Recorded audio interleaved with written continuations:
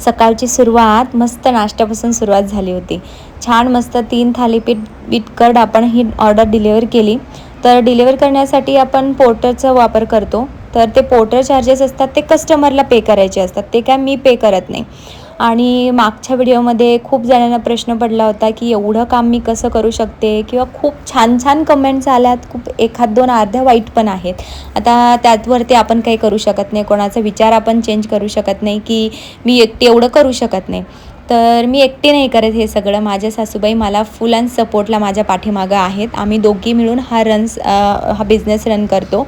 आणि यामध्ये सगळं जे भाजी असतात किंवा भरपूर जी पॅकेजिंगची कामं असतात ते मी हँडल करते. माझ्या सासूबाई मला पोळ्या असो, भाकरी असो किंवा बाकीची भरपूर काही तयारी असो त्या करतात.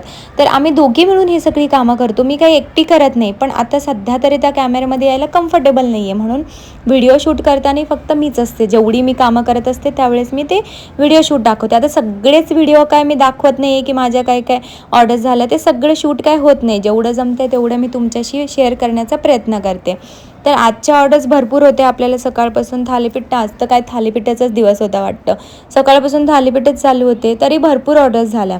थालीपीठ झाली, पाटवडी सुक्का झालं, खीर झाली, त्यानंतरनं तिखट पुरी झाल्या 30-20 एका जणांच्या 30 झाल्या पुऱ्या, 30 थेपले झाले, त्यानंतरनं शिरा झाला आणि भरपूर ऑर्डर झाल्या. झोमॅटोच्या तर मी सांगितलं पण नाही आणि त्याच्यावर विश्वास पण नाही बसणार तुमचा.